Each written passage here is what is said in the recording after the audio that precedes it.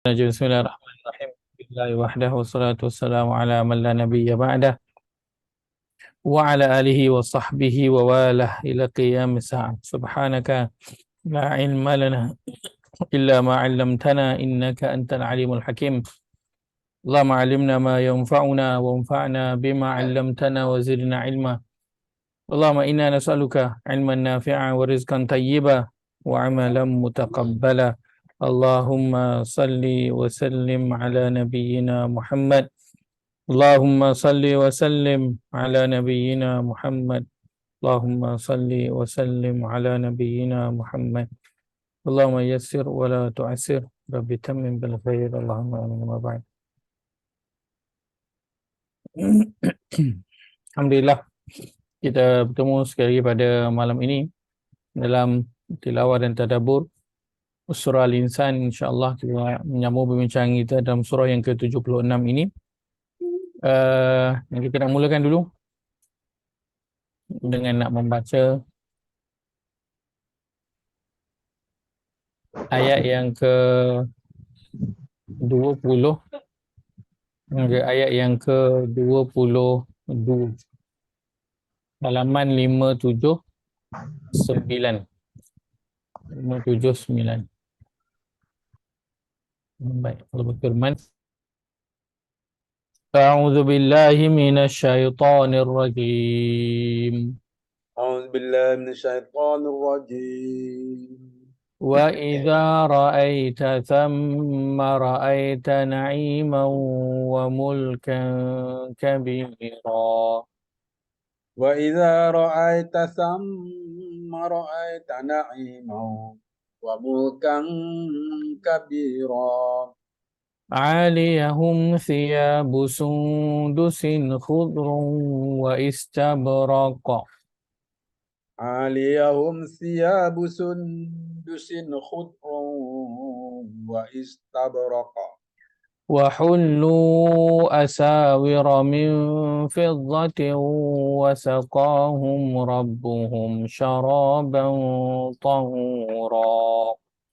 وحلوا أساور من فضة وسقاهم ربهم شرابا طهورا. إن هذا كان لكم جزاء وكان سعيكم مشكورا. إن هذا كان لكم جزاء وكان سعيكم مشكورا. Baik, terjemahan sebentar. Baik. Dan apabila engkau melihat di sana dalam syurga itu, engkau melihat nikmat yang melimpah-limpah dan kerajaan yang besar yang tidak ada bandingannya. Mereka di dalam syurga memakai pakaian hijau yang diperbuat dari sutera halus dan sutera tebal yang bertekat, serta mereka dihiasi dengan gelang-gelang tangan dari perak, dan mereka diberi minum oleh Tuhan mereka dengan sejenis minuman yang lain yang bersih suci. Sesungguhnya kami telah menurunkan Al-Quran kepadamu Muhammad dengan beransur-ansur. Baik. Sebentar.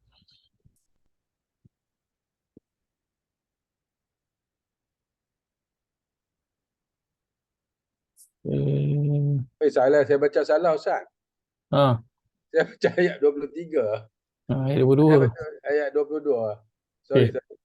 Serta dikatakan kepada mereka, sesungguhnya segala pemberian ini adalah untuk kamu sebagai balasan dan adalah usaha amal kamu di dunia dahulu, diterima dan dihargai oleh Allah.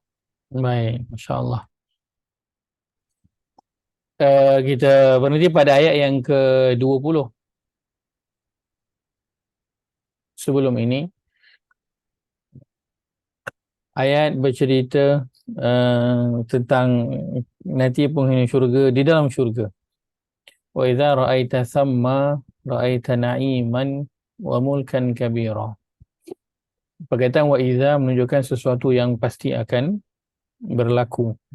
Ra'aita, engkau melihat melihat apa tidak disebutkan oleh Allah Azza wa Jalla. Maka apa saja yang dilihat oleh maka pertama penghuni syurga boleh melihat apa saja yang dia nak lihat, kerana pada hari itu tidak ada lagi dosa dan pahala. So boleh tengok apa je yang nak tengok, yang dulu tak boleh tengok, pada hari itu boleh tengok. Kan dulu ketika di dunia suatu berada di luar rumah, itu adalah waktu yang pandangan perlu banyak ditundukkan.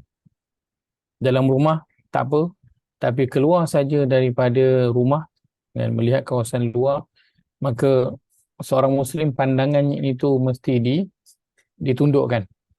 Dan bagi orang yang ketika di dunia dia menundukkan pandangan dia kerana Allah, nanti di akhirat Allah masukkan dia ke dalam syurga, maka Allah akan berikan dia boleh melihat apa sahaja tanpa perlu dia menjaga lagi pandangan.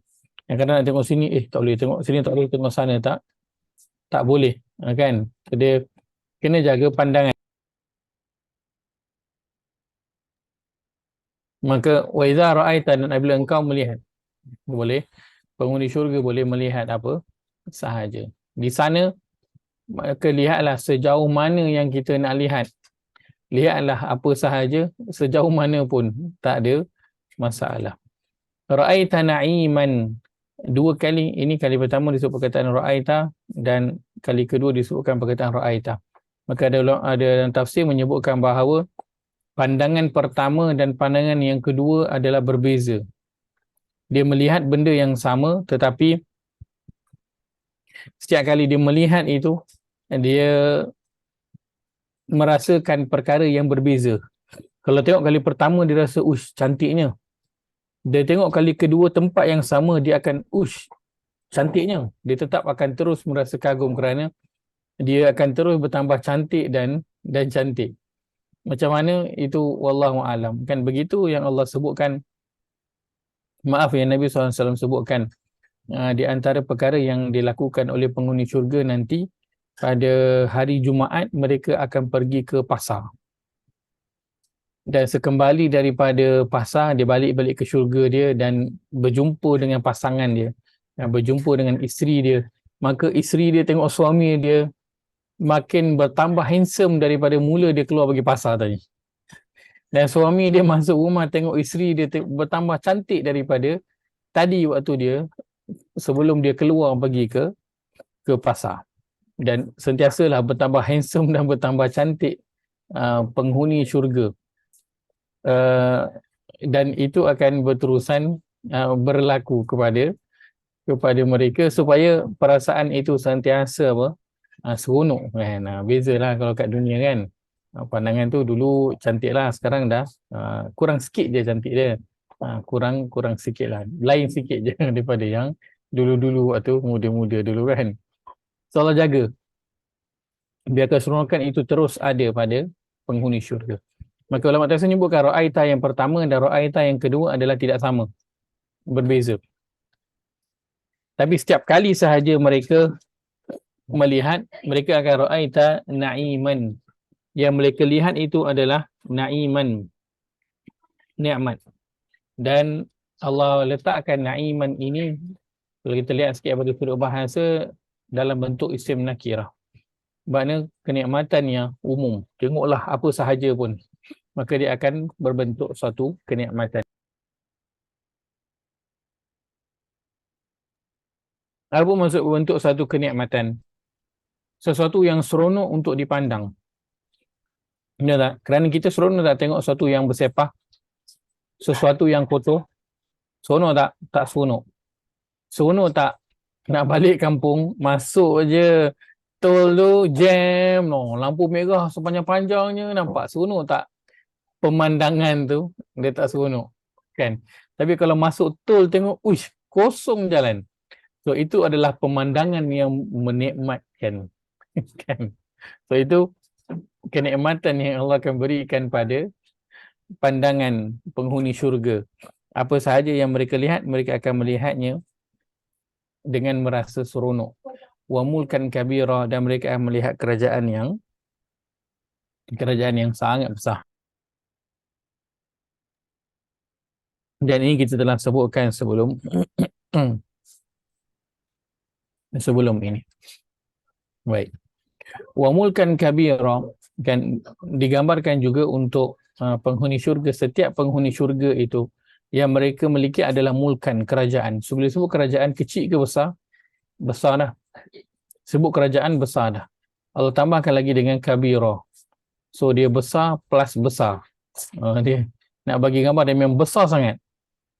Kerajaan setiap daripada penghuni syurga pada waktu itu. Kawasan mereka sangat besar, seluas mata memandang. Baik. Setelah daripada itu, adakah itu sahaja? Allah bawakan kepada kemuncak hari penghuni syurga berada di syurga. Kemuncaknya pada ayat ke-21 Allah sebutkan aliyahum thiyabu sundusin khudrun wa istabraqa. Mereka dalam syurga memakai pakaian hijau yang diperbuat dari sutera halus dan sutera tebal. Dia perkataan sundus, terjemah letakkan apa? Sundusin sutera halus, istabrak sutera tebal. So kita ada dua jenis. Satu halus, satu tebal. Perkataannya ialah thiyab.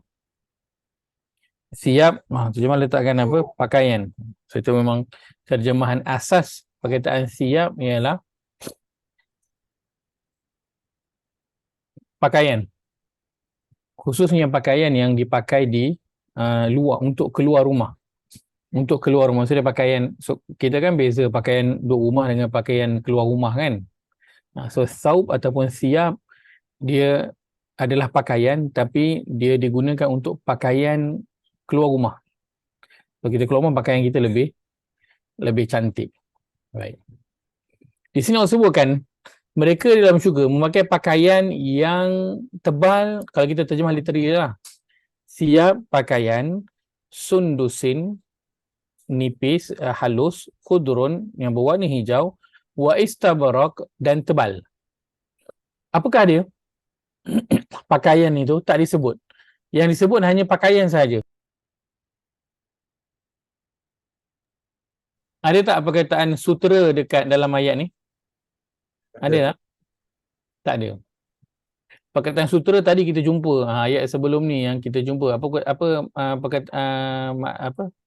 perkataan sutera dalam bahasa Arab? Kat mana disebutkan? Awal-awal yang disebutkan pada ayat yang ke-12. Wa jazahum bima sabaru jannatan wa harira. Mereka diberikan syurga dan juga harira, pakaian daripada sutera. So, sutera ayat 12. Sampai ayat 20 ada tak perkataan harira? Tak ada. Tak ada perkataan sutera. Tapi dalam terjemahan ada perkataan sutera. Kenapa? Sedangkan dalam teks Arabnya tak ada, hanya sebut pakaian sahaja.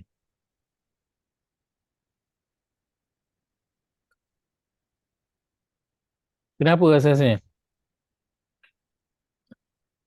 Kenapa dalam teks Arab disebutkan pakaian, tapi dalam terjemahan ditambahkan dengan sutera? Sedangkan dalam teks Arabnya tu tak ada.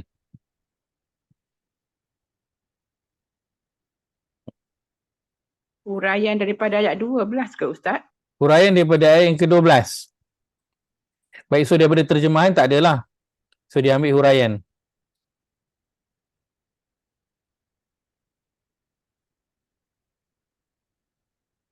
Kenapa? Okay, baik.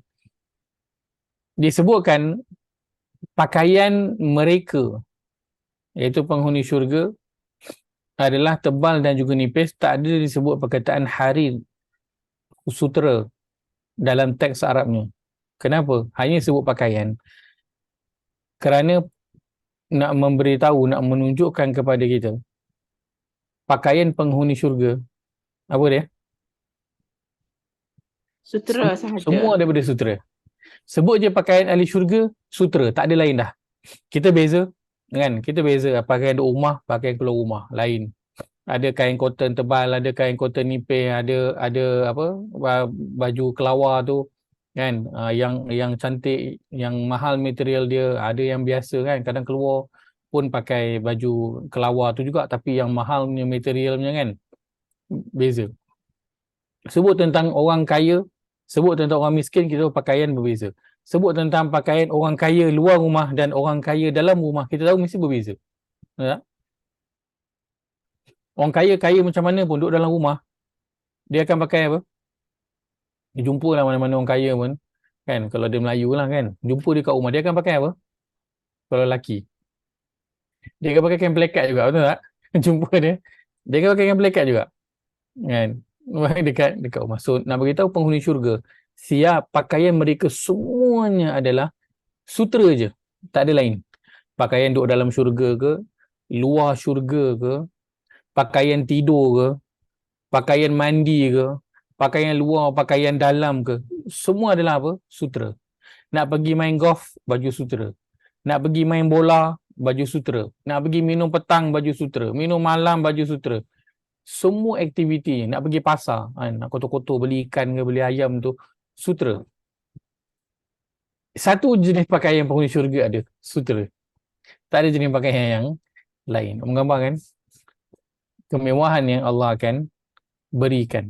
Kalau bahasa kita apa? Allah memang akan spoilkan penghuni syurga habis-habisan. Kan? So teks Arabnya hanya sebut siap. Siap tu maksudnya pakaian. Pakaian umum yang kita pakai. Tapi terjemah letakkan sutera. Diambil daripada tafsir kerana pakaian penghuni syurga hanyalah sutera sahaja. Sebelum daripada itu, kita ada perkataan aliyahum. Aliyahum diterjemahkan dengan apa? Di atas mereka. Di atas tubuh mereka. Baik. Kalau diterjemahkan dalam bahasa Inggeris macam above them. So, menunjukkan banyak-banyak nikmat yang Allah berikan, ada lagi nikmat yang lebih tinggi daripada itu dan Allah sedang nak bawa kepada nikmat yang tertinggi. So, kalau katakan hingga sampai ayat ke-20 sahaja, nikmat penghuni syurga. Nikmat dah tak? Dah cukup nikmat dah. Dah tak terkata dah nikmat dia tu. Nak apa semua dapat duduk relax, rehat. Tak ada apa dah yang nak minta. Tapi Allah kata aliyahum, above tu. Atas daripada tu. Atas daripada semua yang telah diberikan itu. Ada lagi. Iaitulah mereka akan diberikan pakaian berbentuk sutera. Sundusin sutera yang sundusin, sutera yang halus. Khudrun yang berwarna hijau, wa istabraq, dan juga sutera yang tebal. Baik. Warna hijau ini, warna hijau macam sama color dengan Free Palestine. Warna hijau, okey. Perkataan khudrun, kita ada khudrun, kita ada akhdar dalam bahasa Arab. Perkataan khudrun digunakan oleh Arab selain daripada warna hijau, ia nak menggambarkan warna yang gelap. Nak menggambarkan warna yang gelap. So, dalam Arab, khudrun selain daripada warna hijau, ia juga menggambarkan warna gelap. Itu khudrun. Baik. Kenapa Allah nak sebut sutera yang halus, yang khudrun, warna hijau ataupun warnanya adalah gelap? Kenapa?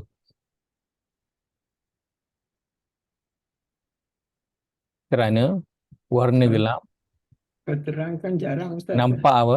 Warna gelap nampak apa? Lebih apa? Menyerlah kat Ustaz. Lebih eksklusif. Hmm. Warna gelap nampak lebih eksklusif.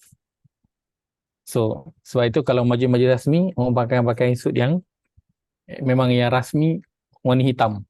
Tak ada warna hitam, warna-warna yang gelap. Kan? Biru gelap, warna yang gelap. Kerana warna gelap, dia nampak lebih eksklusif. So, sekarang ni, penghuni syurga sedang dress up kan sekali lagi. Dan kali ini dengan warna yang gelap. Kenapa? Kerana ada satu lagi perkara yang yang special yang mereka akan lalui. Corporate colour Ustaz.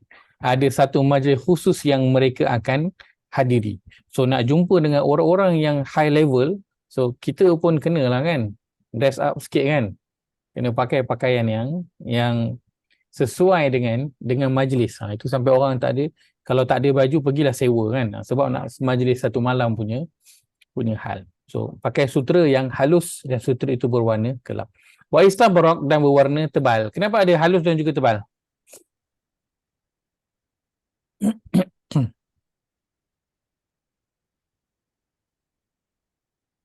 Kenapa kena ada halus dan juga tebal?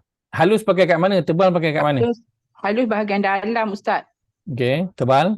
Lepas tu pakai kat luar. Tebal pakai kat luar. So yang halus pakai kat dalam, tebal pakai dekat luar. Apa gambaran yang boleh kita ambil daripada perkara itu? Tapi raja pakai yang tebal kat dalam, halus yang luar, baru nampak cantik. Ya. Dia macam, Pemasyuri semua pakai yang halus yang kat luar. tapi macam orang lelaki tu pakai coat kat luar tu Ustaz. Kat no kan tebal kat coat kat luar tu. Tu orang lagi. Hmm. Dia diasingkan. Tebal Ya. lah. Maksudnya perempuan nipis kat luar, lelaki tebal tebal kat luar. Baik, ada menyebutkan Kitab Tafsir menyebutkan bahawa yang halus tu pakai kat dalam, dia macam pakaian yang biasa, kemudian di luar itu pakaian yang tebal. So sebab apa? Sebab pakaian yang tebal dia akan lebih dia orang kata macam mana dia macam tegap, dia tak bergerak banyak kan. Kalau kita pakai kain yang lembut macam ni macam saya kan, baju Melayu ni kan, so nampak tak dia merekod macam ni bila saya gerak kan. So kalau pakai coat, nampak tak ringka-ringka yang macam ni, yang macam ni nampak tak? Tak nampak. Dia akan nampak lebih cantik, kemas. Sebab itu pakaian tebal sebenarnya letakkan di luar supaya tak nampak semua yang komok-komok ni lah kan, supaya bila duduk tu lebih tegak. So bila tegak kan, bila tegang pakaian tu kan nampak kemas kan. So bila gerak macam ni kan nampaklah semua ni kan. So pakaian tebal berada di luar, yang halus berada di dalam. Penghuni syurga kan, Allah nak menyebut kepada kita bahawa mereka ini Allah mewahkan mereka luar dan dalam. Kita selalu kan luar yang jaga penampilan, betul tak? Dalam kadang orang tak berapa jaga kan. Pakai kadang dalam pakai mungkin luar yang mahal punya, yang coat yang mahal, dalam mungkin kemeja yang biasa je, ataupun t-shirt dekat dalam tu, singlet yang kat dalam tu yang biasa-biasa je kan. Pada waktu luar yang cantik, dalam yang biasa. Sebab apa? Dalam orang tak nampak. Sebab itu kita kalau kat dalam rumah pakaian yang biasa, dekat luar rumah pakaian yang cantik. Sebab apa? Kat luar rumah orang nampak, dalam rumah orang tak nampak. Bila Allah nak beritahu penghuni syurga, luar dalam cantik, walaupun orang tak nampak. Walaupun orang tak nampak. Pakaian mereka luar dan dalam itu Allah bagi cantik. Kenapa? Kerana bila kita pakai baju kan, kita tahu yang dalam tu cantik, luar pun cantik, kita lebih confident berbanding dengan luar cantik tapi dalam tak berapa nak cantik. Tak berapa nak mahal, tak berapa nak bagus, materialnya biasa. Dia berbeza kan. Dari sudut confident level tu, dia berbeza. Kalau kita luar dalam memang pakai pakaian yang mahal, kain yang mahal, yang branded, berbeza. So itu perasaan yang Allah nak berikan kepada penghuni syurga. Sebab nak jumpa orang yang semuanya tinggi-tinggi ni, so antara yang akan orang tengok adalah pakaian. Orang kan tahu dah ini kain yang mahal ke, kain yang murah ke, orang boleh kenal kan. So kalau kita pakai yang tak berapa mahal, so kita akan macam tengok dia ni mahal, kain dia mahal kan. So, tapi bila kita pakai memang yang mahal pun juga, so kita akan lebih mudah, orang kata nanti nak masuk, kita tak adalah rasa macam aku pakai yang murah, tak ada. Sama-sama pakai yang mahal. So luar dalam Allah bagi cantik kepada penghuni syurga. Nampak ataupun tak nampak, dia diberikan. Kerana kadang-kadang ya saya silakan. Yang dalam tu halus sebab dia selalunya lining kena lembut. Betul. Kalau tidak kan dia tak comfortable. Betul. Itu yang saya baca daripada tafsir. disebutkan kalau yang tebal dia kasar, kena kulit dia tak sedap. So yang inner kena yang lembut, barulah sedap kena dekat kulit, betul. Betul. Sebab itu ada yang nipis dan juga yang tebal. Selesa untuk kulit. Kemudian wahullu asawira min fiddah, serta mereka dihiasi dengan gelang-gelang tangan dari perak. So dia akan jadi lebih kurang macam ni lah, kan. So bila tengok pun warna tu gelap kan. Yang akan disarungkan itu jam, ataupun kan kita ada bracelet juga kan, yang silver, itu wallahu alam, apakah yang akan diberikan itu wallahu alam. Kerana kalau nak kata jam, ni saya ambil je lah kan, gambar ni nak tunjukkan apa, gambaran, nak suit up untuk majlis mahal ni. Sebab nanti di akhirat ada tak masa, wallahu alam. Kan kalau diikutkan pada ayat yang Al-Insan ini, masa macam dah tak ada. Sebab matahari dan bulan pun kita tak tahu ketika itu ada ke tak kan. Hari wallahu alam. Kan kita tak tahu. Kan tapi para penghuni syurga mereka akan diberikan apa? Akan diberikan gelang-gelang tangan dari perak. Baik. Tujuannya apa? Wallahu alam. Akan tapi dia adalah perhiasan yang diberikan sebagai apa? Sebagai tambahan kepada mereka, kerana orang bila nak dress up, bukan saja pakaian, yang aksesoris itu pun yang menaikkan seri, betul tak? Aksesoris menaikkan seri. So Allah bagilah tambahan aksesoris tu kepada penghuni syurga. Kerana ketika di dunia mereka ini, nak cerita, bukan sahaja nak dapatkan aksesoris, kadang-kala pakaian yang utama tu pun hanya biasa-biasa sahaja. Nak dapat pakaian utama yang mewah, tak berapa nak dapat, apatah lagi nak mendapatkan aksesoris itu. So ini Allah bagi semua full set, kan, kepada mereka, pakaian yang utama dan juga aksesoris diberikan. Gelang perak, kenapa bukan emas atau platinum? Wallahu a'lam. Wallahu a'lam. Kenapa bukan emas ataupun platinum? Wallahu a'lam. So dah pakai cantik-cantik, dah pakai warna gelap, dah pakai segala gelang yang diperbuat daripada fiddah, daripada perak. Untuk apa?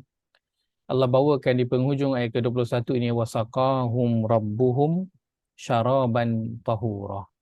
Dan mereka diberi minum oleh siapa? Oleh Tuhan mereka. So, kenapa mereka duk pakai cantik-cantik, dress up cantik-cantik itu sebab apa? Sebab nak pergi jumpa Allah Azza wa Jalla. Dan inilah the ultimate nikmat yang diberikan kepada penghuni syurga. Ada apa? Pergi dinner dengan masuk, diraihkan oleh Allah Azza wa Jalla dalam majlis rasmi. Dan begitu kalau kita lihat pada pemimpin negara contohnya kan, mereka bukan saja lawatan kerja, lepas pada tu ada nanti sambut dengan dinner sekali untuk beramah mesra. Dan begitulah yang nanti akan dirasai oleh para penghuni syurga. Mereka diberikan pakaian yang elok-elok, cantik-cantik, wangi-wangi. Kenapa? Kerana mereka akan pergi bertemu dengan Allah Azza wa Jalla. Nak menghadiri majlis bersama dengan penghuni-penghuni syurga yang lain bersama Allah untuk bertemu dengan Allah Azza wa Jalla, dan itu ultimate. Sebab itu ayat ni dimulakan dengan aliyahum. Daripada semua nikmat-nikmat itu, ini yang paling tinggi sekali yang diberikan kepada mereka.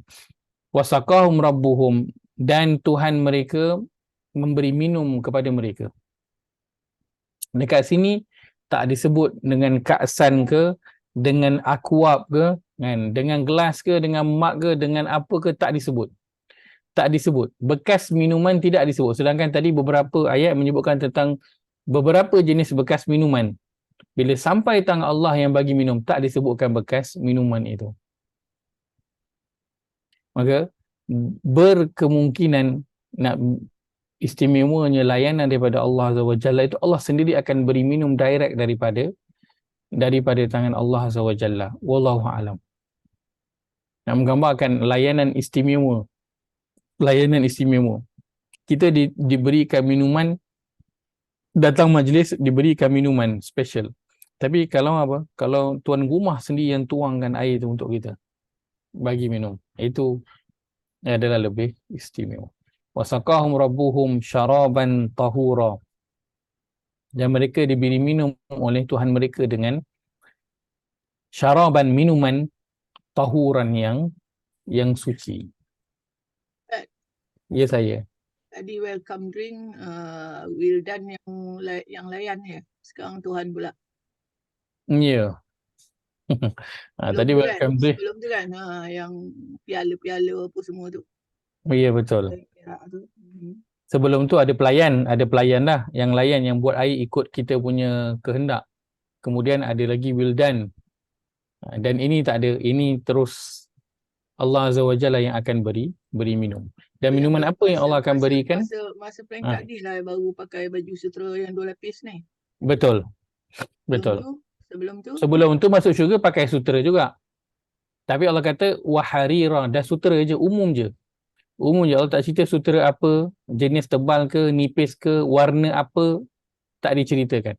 Tapi bila cerita nak pergi jumpa Allah cerita warnanya gelap. So kita tahu eksklusif ada 2 lapis tebal dan juga nipis. Allah huraikan pakaian penghuni syurga bila nak pergi jumpa Allah. Waktu masuk syurga hanya diberikan harira je, pakaian dia pada sutera je, umum je. Umum sahaja. Jadi sebab itu kita tahu ini bila masuk syurga tu kita dah pakai sutera dah best lah. Tapi ini dia lagi atas daripada tu, dia dress up lagi sebab ada satu lagi event yang sangat-sangat istimewa. Dan ya saya.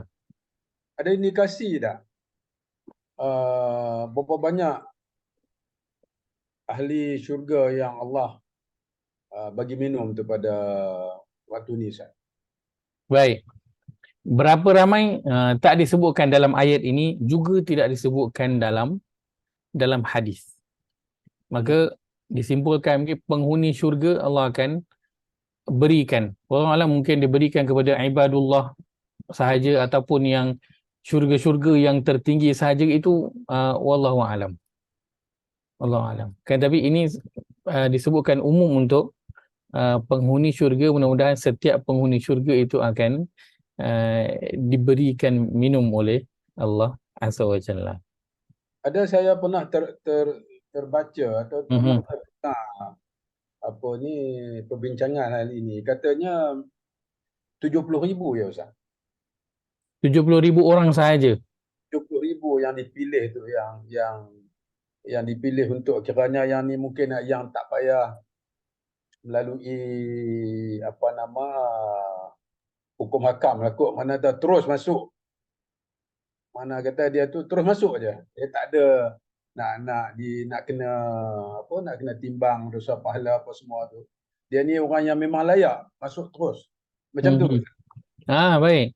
Baik, itu untuk orang yang masuki syurga tanpa hisab. Itu ada, Nabi SAW sebutkan bilangan dia. Nabi ada sebutkan bilangan dia. Itu ada. Bahkan pada akhir zaman ini pun kan Nabi sebutkan pada setiap 1,000 orang yang mati, berapa orang yang masuk syurga? Satu. Aduh je. So itu bila Palestin ramai. Sebab itu bila ramai Palestin ni meninggal dunia, kan, kita pun jadi risau. Sebab apa? Kita dengan dia punya meninggal, kita rasa salah mereka punya meninggal dunia adalah lebih baik daripada kita, kan. So itu menjadi satu kerisauan. Saya pernah duduk bila membaca dan belajar tentang hadis ni dulu, waktu saya ketika belajar dulu, beberapa hari jadi macam down. Sebab duk tengok kan, dalam 1,000 tu satu je, dan 1,000 tu satu je, dan kita tengok betapa ramainya orang-orang soleh yang ada, kan di dunia ini, dan berapa ramai di antara mereka yang kalau dia mati kita rasa insya-Allah dia tu akan masuk syurga. So bila seorang tu kita rasa dia akan masuk syurga, yang lagi 1000 yang meninggal tu macam mana? Kan, so tu yang menjadi satu kebimbangan, kerisauan. Sebenarnya untuk diri kita masing-masing, kan. Mudah-mudahan Allah tempatkan kita, ada tempat kita di syurga nanti insya-Allah. Allahumma amin. Sebab itu Tapi kadang-kala tapi kan Ustaz ada perbincangan, ada huraiannya lagi, bukannya 70,000 aja. Di antara 70,000 tu ada lagi yang di bawah-bawahnya tu. betul, yang Itu bighairi silap hisab saya lah. disebutkan 70,000 lah, kan. Dan yang lain itu adalah lagi peluang yang lain masuk syurga dengan pelbagai 70,000 sebab lah. 70,000 sikit sangat Ustaz. Ikut aja. Iyalah, tu betul lah. Sebab tu buatkan kita jadi risau tu. Ya, Kan? Ustaz. Risau Tak sangat. rasa-rasanya ada tafsiran dia lagi yang maksud 70,000 tu. Ada huraian dia lagi. Saya pernah dengar lah ada Ustaz berceramah. Ustaz, kalau tidak kan kita tak boleh tidur kan ni Sebab Ustaz. Nabi Betul. Muhammad, kalau tak silap saya dia orang kata Nabi Muhammad pun risau sebab 70,000 je. Ya. Sebab orang umat terdahulu dah berapa banyak. Sudahlah tu Ustaz, tambahan sikit lah. Daripada 70 berapa golongan kita orang Islam ni Ustaz, 71 ke 73? Saya pun tak perasan. 73. 3 kan? Satu je yang boleh masuk Ustaz. Yang 72 lagi tu pergi ke mana? Ya. Orang ni pun orang Islam, orang yang mungkin sembahyang, orang yang mungkin buat segala Betul. macam kan. Tapi Betul. kita nak kategorikan kita tu di mana? Dan Betul. macam mana kita nak kategorikan kita tu? Nak duduk yang nombor 1 ke nombor 72 ke? Kita katalah nombor 1 sebab Allah akan tentukan mengikut apa kata hati kita. Sebab tu Itu yang ada Allah tentukan. Tak dengar. Apa aja cakap tadi sebab tu apa? sebab tu Allah cakap inna khafu min rabbina yauman abusan qamtarira tu. Masya-Allah. Kan. So itu di awal surah ni pun bila cerita tentang Al-Abrar, mereka rasa apa? Mereka pun risau. Tu Ustaz. Mereka pun risau. Sedangkan kalau tengok mereka dengan kita, dah sasar mereka buat baik lebih banyak pada kita lah. Tapi Betul. mereka pun risau. Begitu juga Umar Khattab sama. Kan apa perkataan Umar Khattab yang popular antaranya. Kan Umar Khattab kata, kalaulah seluruh penduduk dunia ini masuk neraka, maka akulah orang yang pertama sekali masuk. Dan kalaulah seluruh penduduk dunia ini masuk syurga, maka akulah orang yang terakhir. Ya. Umar Khattab kata. Rendahnya dia. Umar pun takut. Takut. Tawaduk Takut. Kita selalu rasakan, sebab itu Allah sebutkan dalam Quran, fala taghurrannakumul hayatud dunya. Jangan kamu ini ditipu daya, dipermainkan oleh kehidupan dunia. Wala yaghurrannakum billahil gharur. Jangan kamu ditipu oleh syaitan dengan Allah. Apa maksud ditipu oleh syaitan dengan Allah? Dengan syaitan mengkhabarkan kepada kita Allah kan Tuhan yang Maha Pengampun, Tuhan yang Maha Penerima Taubat, Tuhan yang Maha Pemurah, Tuhan yang Maha Penyayang. Lalu kita pun berlebih kurang bila beribadah. Dengan Allah kita selalu lebih kurang. Kan? Tapi kalau dalam kehidupan kita tak berlebih kurang. Tak lebih kurang. Staff kita ke ataupun kita punya apa ke, kalau datang kerja lambat, kita marah tak? Marah, tak bagi can. Tapi beberapa kali kita lambat dengan Allah SWT untuk solat, kita tak kisah. Kita nak, saya pernah sebutkan contoh ni, kalau kita nak travel kan, nak kejar ke terbang contohnya. Tapi dalam masa yang sama, kita nak kena solat. Apa selalu kita korbankan? Kapal terbang ke solat? Kita selalu korbankan solat kita. Instead of kapal terbang. Betul tak? Akhirnya solat kucur kacau sebab nak kejar flight. Ataupun nantilah qada sebab nak kejar flight. Betul tak? Kita selalu korbankan. Kita nampak kita korbankan solat, tapi sebenarnya kita sedang korbankan Allah untuk flight kita. Dan kita harap kita masuk syurga. Betul. So, kita selalu dengan Allah kita Itu yang Allah ingatkan. Memang Allah akan berikan keampunan dia yang luas pada kita. Bentuk pengharapan untuk masuk syurga itu adalah banyak. Tapi dalam masa yang sama, Allah juga mengingatkan kita, kan? Allah kata, "I'lamu annallaha syadidul iqab wa annallaha ghafurur rahim." Ketahuilah bahawa Allah, dialah Tuhan yang azabnya itu sangat dahsyat. Dan dia Tuhan yang maha pemurah, maha pengampun. So Allah ada dua-dua. So kita kena react mengikut pada dua-dua. Tak boleh satu je. Tak boleh kita rasa macam, tak apalah, Allah maha pengampun, so aku pun lebih kurang lah. Tak ada fikir nak baiki, nak tambah kualiti, nak apa, tak ada. Sedangkan kita tak beriman dengan Allah itu adalah syadidul iqab. Tuhan yang maha dahsyat azab dia tu. So kalau kita sedar Tuhan yang maha dahsyat azab dia, kita kalau ada bos yang kita tahu dia memang strict, kau pukul 8 sharp, kau datang 8 1 saat pun kau siap. Kita akan datang pukul berapa? Akan datang pukul 8 1 saat. Tak ada, kita akan 7.45, 7.30 dah standby lah. Kita akan berjaga sebab kita tahu bos kita tu punya perangai, strict dia tu macam mana. Kita tahu dah bos kita kalau kerja tak siap, kerja tak meet dia punya expectation, memang dia campak je file tu. Selalu kalau kerja dalam company macam tu lah kan. Dia campak je file tu, dalam mesyuarat tu dia sound je kita. Dia tak kisah. So kita akan buat kerja betul-betul lah. Betul. Nak meet the expectation bos kita. Dan kita takkan lebih kurang dengan benda tu. Kita nak buat majlis untuk orang keramaan. Boleh tak ada kesilapan? Tak ada. Kita akan buat 100% yang betul.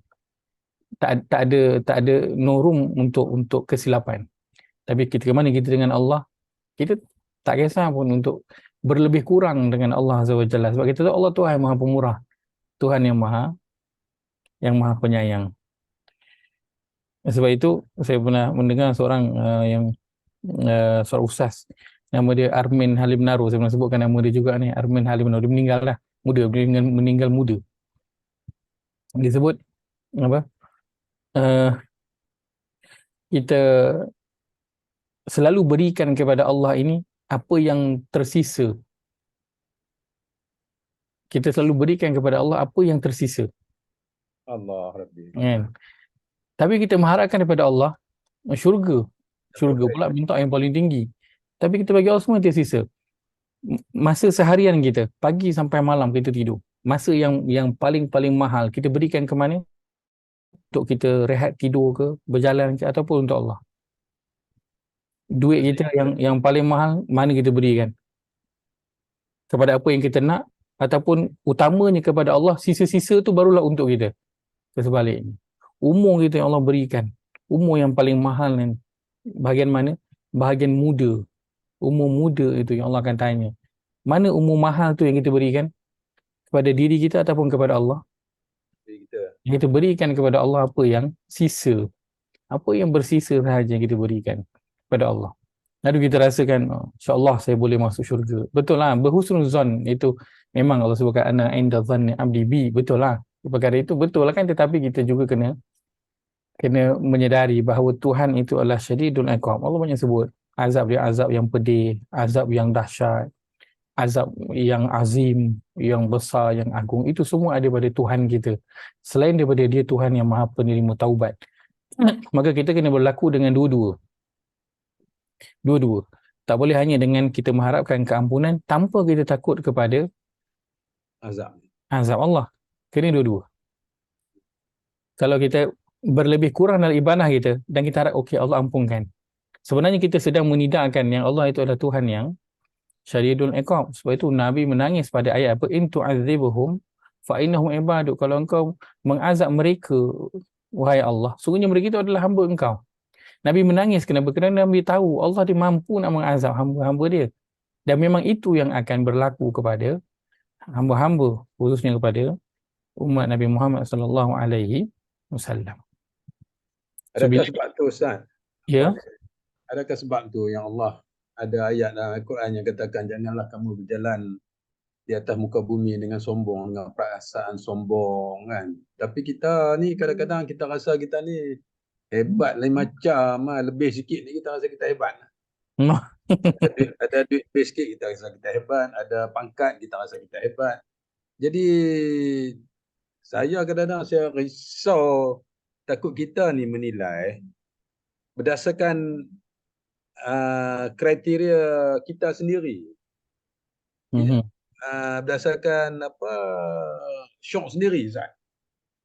Sedangkan parameter-parameter yang Allah dah tetapkan tu sebenarnya penuh kiri-kanan kita. Ya, betul. Betul. InsyaAllah. So, itu yang kadang-kadang bila kita tengok orang-orang yang macam Palestin sekarang ni kan, mereka ramai yang meninggal dunia. Mereka begitu. Dan dia juga sebenarnya adalah satu ingatan untuk kita. Kan? Ada lagi lah tempat untuk kita. Walaupun hadis banyak memberikan harapan. Memang harapan Allah Azza wa Jalla untuk hamba-hambanya itu adalah sangat-sangat tinggi. Tapi itu nanti akan balik kepada apa? Akan balik pada satu perkataan yang Allah gunakan dalam Al-Quran. Perkataan apa? Perkataannya sya'a. Sya'a, kehendak Allah. Ataupun yasha'u. Kehendak Allah. Ini nanti yang Allah akan sebutkan nanti di penghujung surah Al-Insan ini. Dan Atasha'una illa ayyasha Allah. Ayat 31. Yudkhilu man yasha' fi rahmati. Allah memasukkan siapa yang dikehendaki dalam rahmat dia. Dan orang yang zalim, Allah akan sediakan kepada mereka azab yang pedih. So dia bergantung kepada sya'a. Kehendak Allah SWT. Allah nak. Kalau Allah tak nak, so kita boleh tak, kalau kita nak buat keputusan, boleh tak kita bergantung dengan 50-50 punya chances? Boleh tak? tak Ya. boleh. Tak. Kita akan pergi kepada sesuatu yang kita pasti, betul tak? Kalau kita nak buat keputusan, kita selalu akan ketepikan yang 50-50 ni, kita akan go pada satu benda yang kita pasti boleh jalan jadi. Kalau yang 50-50 tu jadi, tu bonus tambahan untuk kita, betul tak? Kita tak bermain dengan 50-50 ni. Kalau dalam kalau disebut tentang perniagaan ke, kan nak merancang ke depan, kan, kita kalau nak beli tanah, contohnya kan, nak beli tanah yang mahal, nak beli tanah 15-20 juta, kita main tak boleh agak-agak. Saya agak dia mungkin akan naik, boleh tak main agak-agak? Tak ada. Kena buat apa, kajian, kan? Macam si yalah sekarang orang boycott lah kan, macam McDonald kan, dia nak buka McDonald tu, dia bukan buka asal saja, dia bermain dengan chances ke, dia tengok banyaknya rumah dia buka, ada tak? Tak ada. Dia buat apa? Dia buat market survey dulu. Apa yang dia buat? Dia pergi duduk dekat situ, dia kira dulu berapa banyak kereta yang ada, laluan macam mana, trafik, dia duduk berapa bulan dia akan buat dulu survey tu. So dia ada kumpul semua data, baru dia akan pergi tengok. So dia akan buat keputusan based on data. Kalau 50-50 dia akan buat tak? Tak buat. 50-50 dia tak buat. So Allah kata sya'a. Kita ni semua yang kita kata Allah akan ampunkan, Allah akan masuk rahmat, itu semua sya'a. Bergantung pada kehendak Allah SWT. Allah nak, Allah bagi. Tapi kalau Allah tak nak, ikutlah pada apa yang kita punya, yang amal kita. Sebab itu Allah sebutkan pada hujung tu, yudkhilu man yasha' fi rahmati. Allah masukkan siapa yang dia nak dalam rahmat dia. Maksudnya orang yang banyak dosa, tapi Allah nak bagi dia rahmat, Allah masukkan. Tapi kalau Allah tak bagi pada dia benda tu, apa jadi pada dia? Allah kata wa zalimin a'adalahum azaban alima. Dan untuk orang yang zalim, Allah sediakan dia azab yang pedih. So dia balik kepada keadaan asal usaha dia ketika di dunia. Banyak mana dia punya usaha? So itu. Sebab kalau orang bermain dengan itu, Allah akan ampunkan, Allah akan beri rahmat, banyak syafaat yang akan ada. Benar. Tapi akhirnya orang akan apa? Orang akan berlebih kurang lah dengan Allah. Betul tak? Macam kita dah cakap kat anak kita, balik sebelum maghrib 6:30 dah nak kena balik, mandi siap, lepas maghrib mengaji, kena solat jemaah, lepas tu mengaji, lepas tu makan, pukul 9:30 nak kena tidur. Lepas tu anak kita pun dia balik 6:30, tiba style dia balik 6:35, dia balik 6:40, kita senyap je, kita buat tak tahu je. Dia balik 6:45, dia tengok kita okey je. So dia balik lewat daripada 6:30, itu bergantung pada siapa? Bergantung pada kita kan, nak marah ataupun tak marah, betul tak? Kalau kita rasa hari tu kita bad mood nak marah, kita marahlah dia, kan dah kata balik 6:30.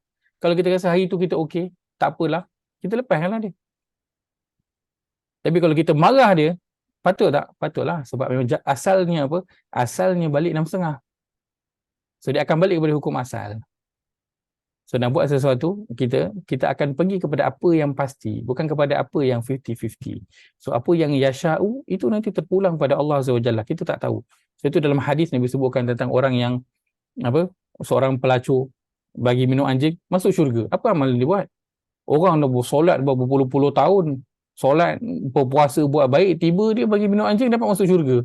Untungnya dia. So adakah kita akhirnya boleh orang tu nak jadi pelacur, biar je dia, hujung usia dia bagi minum anjing. Ataupun setiap hari pelacur tu dia bagi je minum anjing. Boleh ke macam tu? Tak. Tak Kerana boleh. itu adalah atas sya'ah, atas kehendak Allah Azza wa Jalla. Sama macam lelaki bunuh 99 orang masuk syurga. Adakah okey je? Mana yang nak buat jahat tu, buat je lah jahat. Tapi lepas tu pastikan dia niat nak bertaubat. Tak, itu semua atas kehendak Allah Azza wa Jalla. So kita bergerak dengan apa yang Allah dah tetapkan. Bergerak atas apa yang Allah dah tetapkan.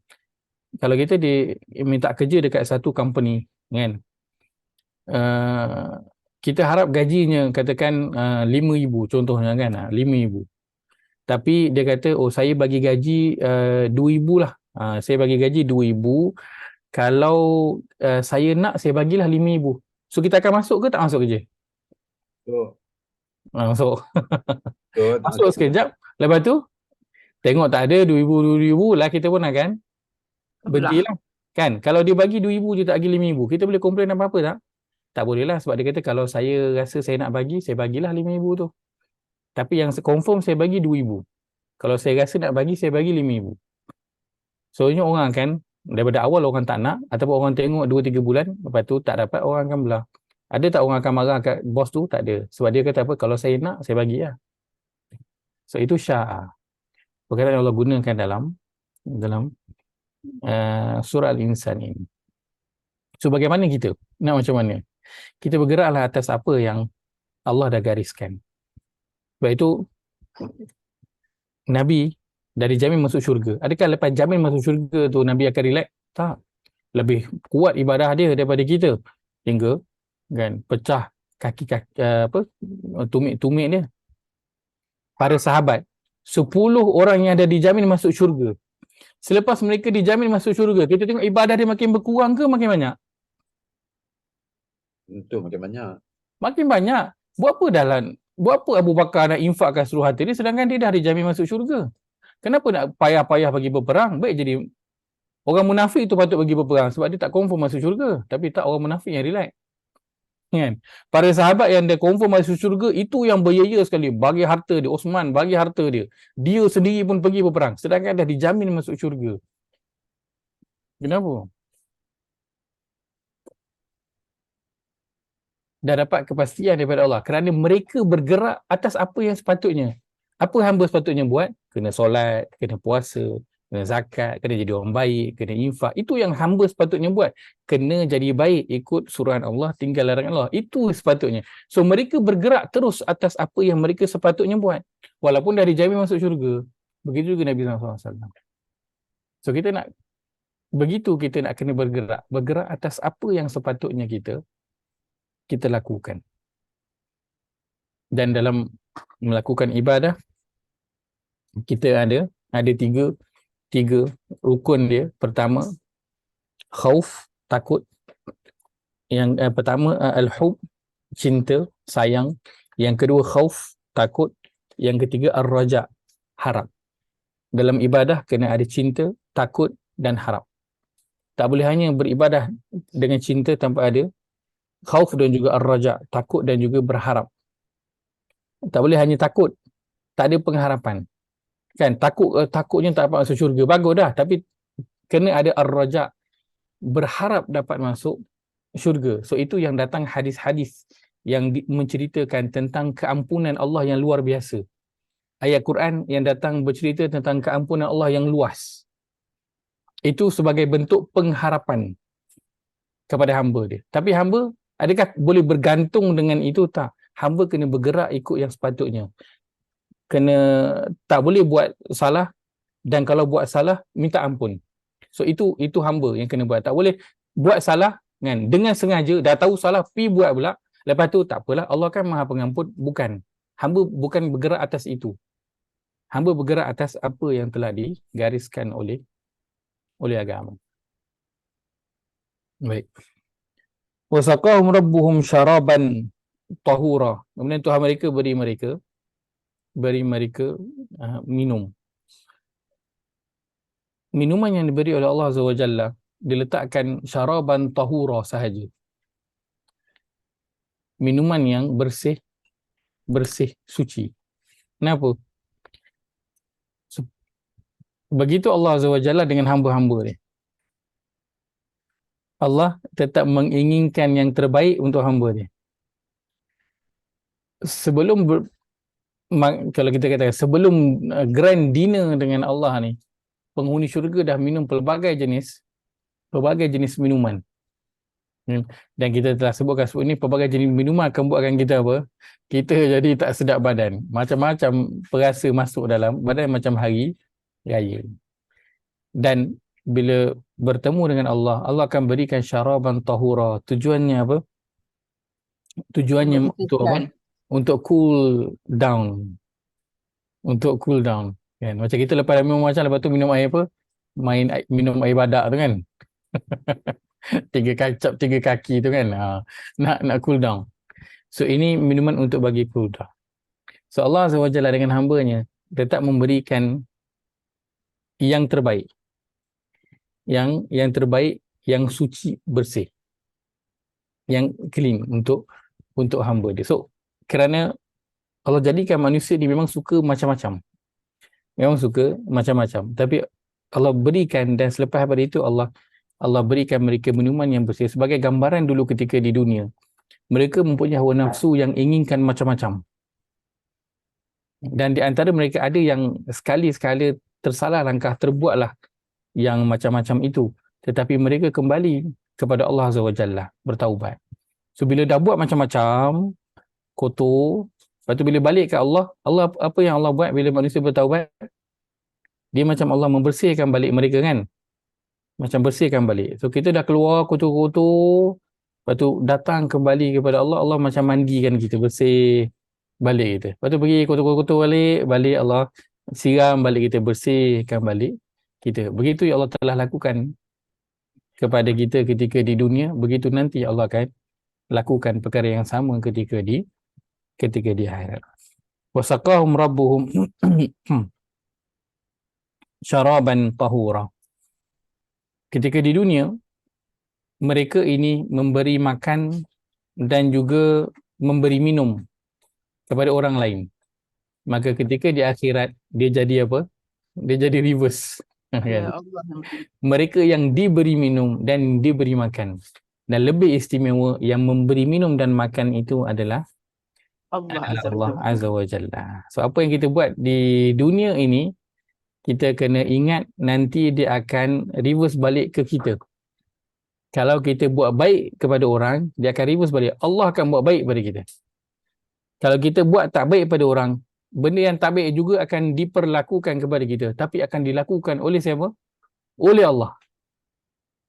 Dan kalau Allah yang tolong membalas benda yang tak baik kepada kita, itu perkara yang sangat-sangat kita harap kita tidak melalui, kerana dia sudah tentulah jauh lebih teruk daripada apa yang kita buat kepada orang ketika di dunia. Maka orang yang ketika di dunia suka bagi makan, suka bagi minum, nanti mereka akan diserve oleh Allah SWT macam apa? Macam king. Kan? Walaupun Allah dialah yang tumpuan pada hari itu, tetapi Allah meraihkan semua tetamunya yang datang pada waktu itu hingga menjadikan spotlight itu seolah kepada penghuni syurga, kerana mereka yang sedang diraihkan. Silakan. Macam mana? Tak nak sebut maka di dunia ni kita rajinlah beri makan minum dan juga beri pakaian pada orang lain, sebab nanti Allah bagi pakaian tu siabun tu. Betul. Siabun lusin tu. Betul. Berilah dengan harapan yang begitu. Okay. Sebab nanti Ustaz nak tanya sikit kan, masa di padang mahsyar tu semua tak ada pakaian kan. Waktu masuk syurga baru dibagi pakaian ke, masa dihisap ke, masa bila? Masa dihisap pun tak pakai pakaian lagi kan. Tak ada. Itulah dia orang, adalah ulama tu kata kita di dunia ni kena rajin beri pakaian, beri makanan dan minuman. Kalau kita bersedekah itu lagi baik, sebab di akhirat besok kita senang nak dapat benda-benda tu. Allah akan bagi terus. Betul, Itu betul, yang ada ulama cakap lah. betul. Benda yang basic ni. Benda yang basic ni nanti di akhirat kita Basic. perlukan. Dekat Jangan mahsyar. bagi duit, jangan bagi duit kata dia. Besok di padang mahsyar tak ada duit. Nak beli apa? Beli ke makanan bagi dia makan ataupun masakkan lagi baik kata dia. Berikan. Yang asas-asas ini berikan. Beri. So apa? Pakaian ini nanti penghuni syurga akan dapat ketika mana mereka masuk syurga. Ketika waktu dihisap pun manusia masih lagi tidak berpakaian lagi. Kan, dan waktu tu setiap orang dah tak kisah dan nak tengok pada orang lain. Nabi sebutkan semua orang ketika itu mengisahkan tentang perihal masing-masing. Tak sempat nak fikir tentang orang lain. So, dalam sehingga ke ayat ini kita dah lalu tentang apa? Tentang minum, tentang makan dan juga tentang pakaian. Ini 3 perkara keperluan asas kehidupan. Maka bersungguh-sungguhlah dalam beri 3 perkara ini. Kerana ibadullah dalam al-insan ini ataupun al-abrar, mereka fokus untuk memberikan makan dan juga minum. Makan dan juga minum. Hingga kita sebutkan antaranya mereka memperkasa asnaf itu hingga boleh mencari makan dan minum sendiri, bergerak sendiri cari makan dan juga minum. Kerana ini perkara-perkara yang asas, kan? Ketika saya di Yaman dulu, saya pernah sebutkan juga tentang perkara ini. Dia bukan sebuah negara yang maju, kan? Bahkan keadaan dia macam Malaysia sebelum merdeka. Setiap hari elektrik mesti terputus. Wajib tak ada elektrik minimum 1-2 jam setiap hari. Wajib. Memang macam itulah. Dan saya duduk di capital, bukan di kampung-kampung, saya duduk di capital. Memang bekalan elektrik masih menjadi masalah. Tapi nak cerita pasal bangunan tinggi memang tak ada lah. Bangunan tinggi memang tak ada. Shopping komplek tak ada. Adalah satu. Waktu saya di sana tu ada satu. Ada 1-2. Itu pun macam Ampampak. Ampampak dah tak ada kan. Macam Ampampak. Lama punya. Macam apa yang shopping komplek yang lama. Macam Ampam Point ke. Dia memang yang lama-lama punya. Shopping komplek. Itu pun kecil lah. Mall-mall yang kecil. Campbell. Macam Campbell, betul.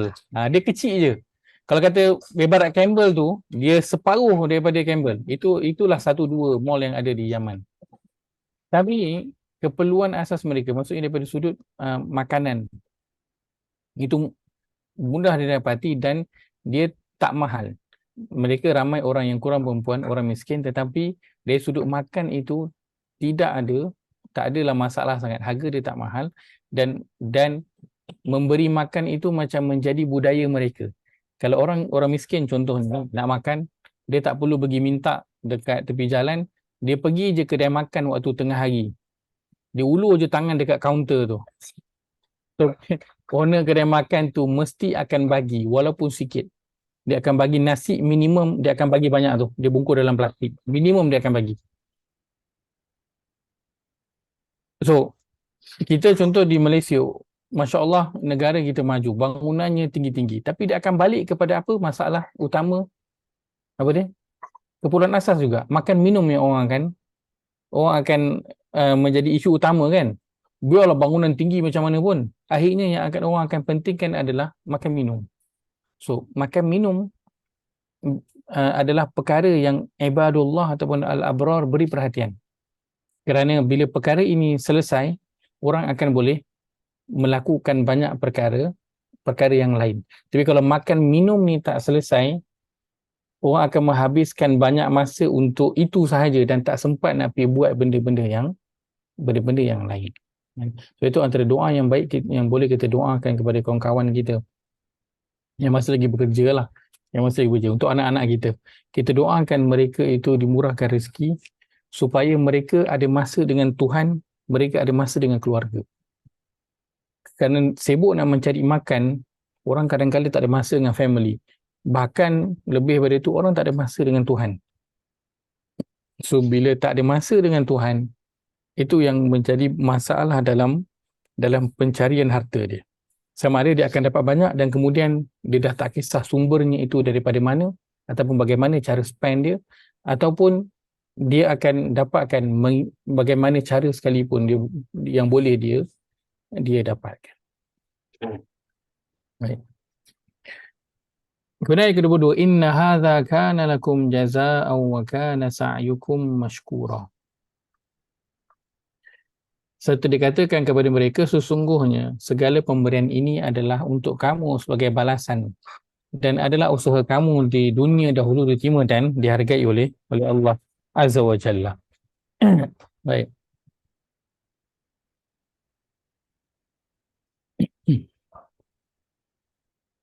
Kita lihat dahulu di sini Allah gunakan perkataan inna. Inna menunjukkan kepada penegasan.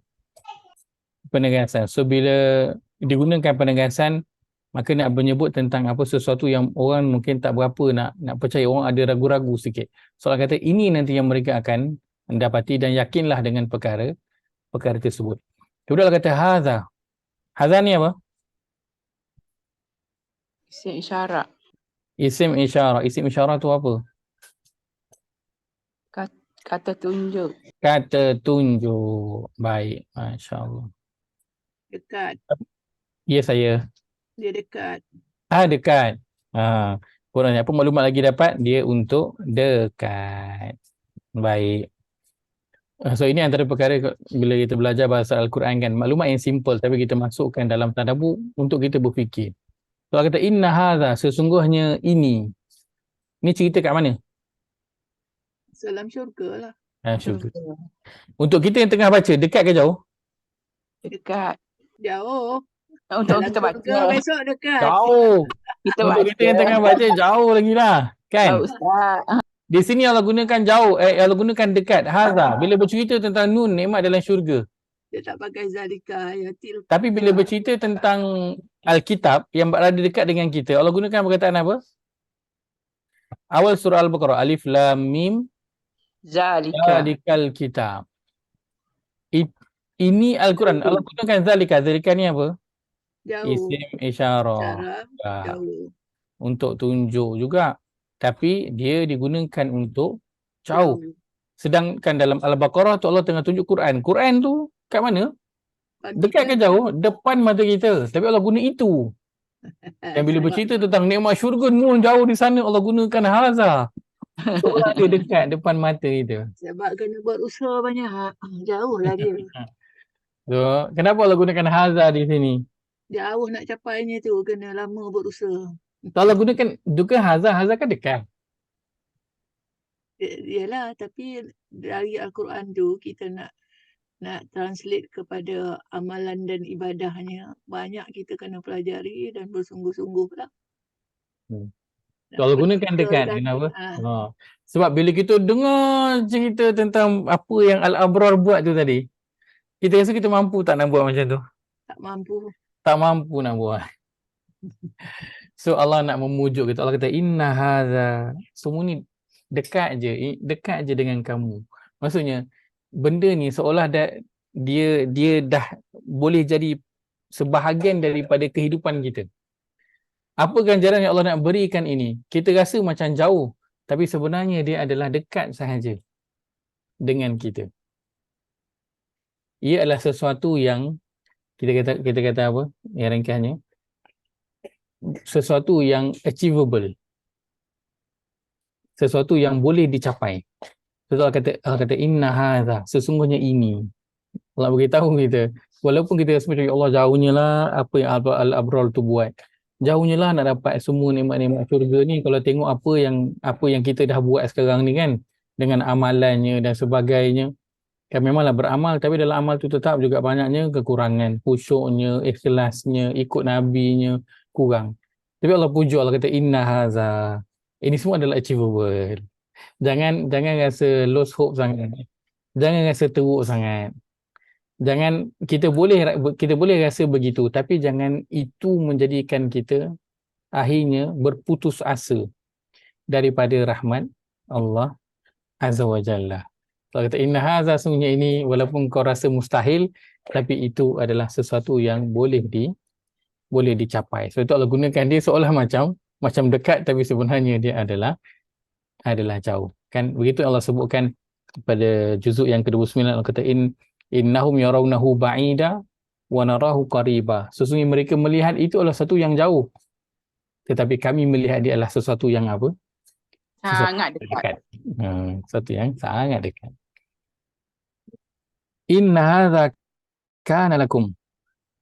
Sesungguhnya ini lakum, bagi kamu. Sini kum terjemahannya apa? Sini atas sikit. Kamu semua. Okay. Kum terjemahannya kamu. Ada perbezaan tak daripada penggunaan pada apa yang Allah sebutkan pada ayat yang ke-20? Ayat 20 Allah guna apa? Wa iza ra'ai. Iza ra'aita. Tak maksudnya apa? Engkau. Engkau. So bila cerita tentang ini, wa iza ra'aita, Allah gunakan engkau. Seorang lihat. Seorang lihat. So bila ayat 22 ni Allah kata inna hadza kana lakum. Allah dah tukar daripada dapat. menjadi apa? Semua dapat. Menjadi kum. Baik, kenapa Allah tukar jadi kum? So pertama, tu yang Josimah sebutkan apa? Semua dapat. Semua dapat. Ramai yang akan dapat. Lain daripada tu ialah kum, dia digunakan sebagai bentuk apa? Macam kita sebut Assalamualaikum. Walaupun kita bagi salam dekat kawan kita seorang je kan. Tapi kita cakap apa? Assalamualaikum. Kenapa? Kum tu, kita gunakan kum, sedangkan kum tu kamu. Kamu dalam bahasa Melayu untuk ramai. Kan? Kenapa? Sebagai bentuk apa? Sebagai bentuk penghormatan. Sebagai bentuk penghormatan. Itu dalam salam kita cakap Assalamualaikum. So, kalau orang tu seorang, tapi kita guna domer untuk ramai, itu menggambarkan kepada penghormatan. Maka Allah kata inna hadza kana lakum. Bukan laka lagi, sudah tukar. Kan? Kerana dia adalah kesimpulan daripada apa? Semua nikmat-nikmat yang Allah dah berikan. Ini ayat 22 kesimpulan dia.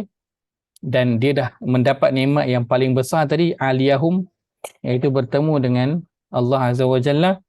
Maka Allah kata kana lakum, ini adalah penghormatan kepada kamu. So itu disebutkan tadi kan, majlis dinner tu nanti spotlightnya untuk penghuni syurga adalah mereka nak bertemu Allah. Tetapi dalam majlis itu sebenarnya yang Allah nak highlightkan, spotlight itu Allah alihkan kembali kepada siapa? Kepada penghuni syurga. Kerana itu penghormatan yang Allah nak berikan kepada mereka. Mereka yang diraikan. Walaupun pada diri mereka nak berjumpa dengan Allah, tapi pada Allah yang nak berjumpa mereka. Allah yang nak meraikan mereka. Allah kata inna hadza kana lakum. Ini semua adalah untuk kamu, penghormatan Allah. Jazaan sebagai bentuk apa? Jazaan balasan. Sebagai bentuk untuk balasan. Wa kana sa'yukum mashkura, dan adalah sa'yukum usaha amal kamu mashkuran, diterima dan dihargai oleh Allah Azza wa Jalla. So ini menjawab dari apa yang dilakukan oleh al-abrar, wa yut'imuna ta'am ala hubbi miskinan wa yatiman wa asira innama nut'imukum liwajhillah la nuridu minkum jazaan wala syukura. Kedua-dua ni yang ibadullah tadi tak nak, tapi akhirnya kedua-dua ni yang dia dapat. Dia tak nak daripada manusia, tapi siapa yang akan bagi dia balik, dia akan dapat juga benda tu, tapi dia dapat daripada Allah Azza wa Jalla. Maka beberapa pelajaran yang boleh kita ambil daripada ayat ini. Pertamanya ialah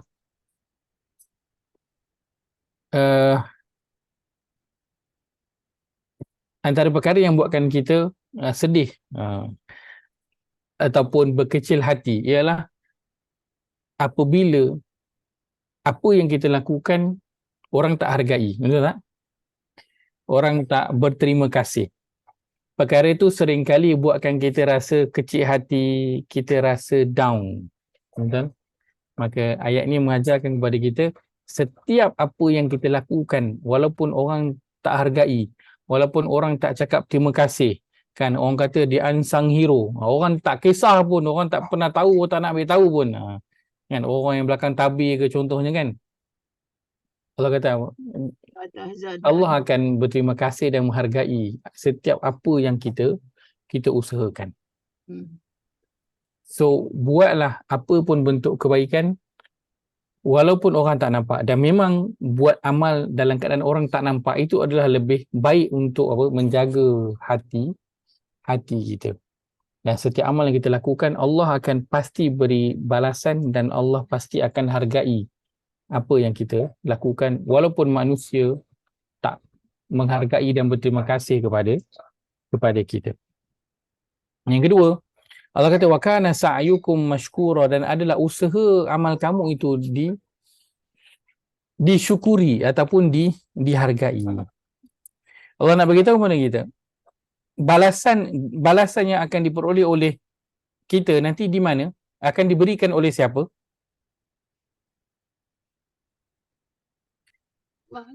Kita ada balasan dan kita ada usaha. So balasan itu menggambarkan kepada apa? Kepada result sesuatu itu, betul tak? So kita ada balasan baik, balasan syurga, balasan neraka, betul tak? So itu adalah result daripada apa yang kita buat, betul? So ayat ini beritahu pada kita, result itu berada di tangan siapa? Kita. Berada di tangan Allah Azza wa Jalla. Bahagian kita adalah apa? Usaha. Bahagian kita adalah as-sa'yu, usaha. So kita nak fokus pada mana? Pada usaha ke pada result? Fokuslah kepada usaha. Fokus kepada usaha. Yang selalu buatkan kita rasa tak sabar, yang selalu buatkan kita rasa down bila kita fokus kepada result. Betul. Kita tak fokus kepada usaha. Sedangkan Allah kata jazaan itu datang daripada Allah, result tu datang daripada Allah. Bahagian kita usaha. Dan kita selalu nakkan sesuatu itu jadi ikut macam mana yang kita nak. Kita nak result dia tu macam yang kita nak. Kalau kita nak benda tu jadi, kita nak dia jadi. Kita betul usaha, tapi bahagian result itu pun kita nak dia berada di tangan kita, betul tak? Sedangkan kita hanya boleh ambil satu je bahagian, as-sa'yu, usaha je bahagian kita. Bahagian jazaan, bahagian result itu, terima kasih Amru, dia bagi bola. Bahagian result tu Allah yang bagi. Itu bukan bahagian kita. So apa yang kita buat, yang Allah sebutkan dalam Al-Quran, wa anna sa'yahu sawfa yura, dan sesungguhnya usaha dia itu dia akan dapat melihat. Maka siapa yang dia berusaha, dia akan dapatlah lihat result dia. Akan dapat result dia. So kita fokus kepada apa? Usaha kita, result itu kita berikan kepada Allah Azza wa Jalla. Barulah kita akan kurang sedih, barulah kita akan kurang kecewa. Kan? Sekarang kita berdoa, kita minta tu, kemudian kita usaha, tapi masalahnya ialah kita nak benda tu jadi macam mana yang kita minta, betul tak? So itu yang saya sebutkan, kita selalu nakkan result itu. Kita nakkan result tu. Sedangkan itu adalah bahagian Allah Azza wa Jalla, dia bukan bahagian kita. So jangan interfere masuk pada bahagian Allah. Kita settlekan hal kita sahaja. Bahagian result tu dapat ke tak dapat, jadi ke tak jadi, itu semua adalah pada bahagian Allah Azza wa Jalla. Kita berada pada bahagian usaha sahaja. Baik, kita berhenti setakat itu. InsyaAllah kita akan sambung pada minggu hadapan insyaAllah. Sikit pada bahagian ayat yang ke-22 ini nanti. Kerana ini kita boleh katakan inilah bahagian kita kata inti utama daripada surah Al-Insan. Kerana Allah mulakan dengan surah Al-Insan, Allah sebutkan apa? Inna khalaqna insana min nutfatin, maaf. Hal ata 'alal insani hinun minad dahri lam yakun syai'an mazkura. Kan, kita ni dulu tak dikenal, tak disebut, nak sebut apa, embrio bukan, baby bukan, nama pun tak ada kita ni. kan, tapi kita akhirnya berada di dunia dan kita suka menjadi apa? Orang yang disebut-sebut, betul tak? Orang yang diangkat-angkat. Maka ini ada dua sebagai isi utama surah Al-Insan, nak mengajar kepada Al-Insan bahawa kita berusaha result itu nanti datang daripada Allah Azza wa Jalla. So buat orang tak hargai, orang tak terima kasih, orang tak recognize, orang tak acknowledge, itu kita biarkan kerana kita inginkan itu semua daripada Allah Azza wa Jalla. Kerana kalau kita dah ambil itu daripada manusia, kita akan dapat lagi tak daripada Allah? Dah tak dapat dah. Itu yang orang berdoa, Rabbana atina fid dunya. Dia dah minta macam-macam kat dunia untuk dia dapat. Akhirnya apa? Wa ma lahu fil akhirati min khalaq. Ke akhirat dah tak ada apa dah lah. Sebab semua dia dah ambil. Dia nak orang hargai, dia nak orang terima kasih, dia nak orang acknowledge, dia nak orang sebut nama dia, semua dia dah ambil dah. Akhirnya daripada Allah dia tak dapat apa-apa dah, sebab dia dapat semua daripada manusia. So simpan, kita nak dapatkan semua itu daripada Allah Azza wa Jalla. Wallahu ta'ala alam. Itu sikit saya berkongsikan pada malam ini, mudah-mudahan ada manfaat dapat diambil. Qul qawli hadza wa astaghfirullah